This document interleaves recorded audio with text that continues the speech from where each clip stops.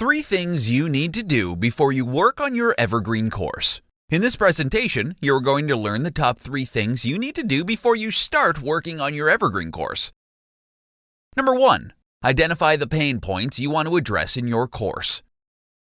If you want your evergreen course to sell, you need to know what pain points or problems you're going to address in your course. Without it, your course is nothing. You can start by doing some in-depth research on your topic and narrowing down the pain points you want to address. Check out what your competitors are doing. If possible, try to use an angle to make your course stand out from the rest. You may be selling a similar product to your competitors, but if you're working on a specific angle, then you can use that as a selling point. You can even confidently say that your course is the only course that's addressing that particular angle or pain point. Number 2. Identify your audience.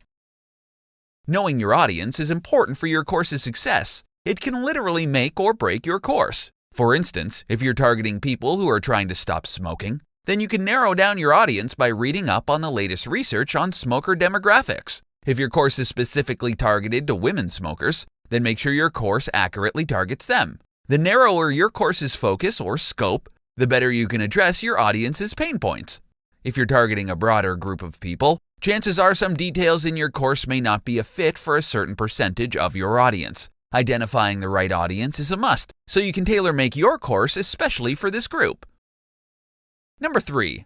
Identify the best course format for your audience. Your evergreen course can come out in many different formats: ebook, video, audio, etc. Find out what your audience is like. Go by the previous examples. If you're targeting women smokers, then an ebook may be fine. However, if you're targeting older women, then a video may be a better option. Alternatively, you can also consider using different types of media and packaging it into your course so that your audience can pick and choose the media they want to consume. This means that those who like to read can simply read your course ebook, and those who dislike reading can either watch your video or listen to your audio recording.